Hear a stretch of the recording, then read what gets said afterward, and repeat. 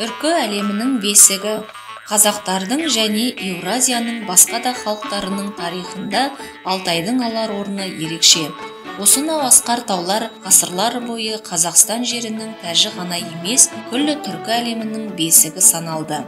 Дәл осы өңірде біздің дәуіріміздің 1000 жылдығының орта шенінде түркі дүниесі пайда болып, ұлы дала төсінде жаңа кезең басталды. Тарих пен география түркі мемлекеттері мен ұлы көшпенділер империяларын сабақтастығының айрықша моделін қалыптастырды. Бұл мемлекеттер ұзақ уақыт бойы бірін-бірі алмастырып, орта ғасырдағы Қазақстанның экономикалық, саяси және мәдени өңірінде өзінің өшпес ізін қалдырды.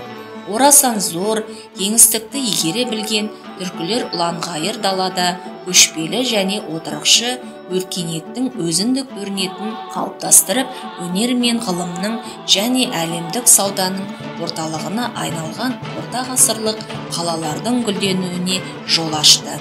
Мәселен, орта ғасырдағы Отырар қаласы әлемдік өркениеттің ұлы ойшыларының бірі.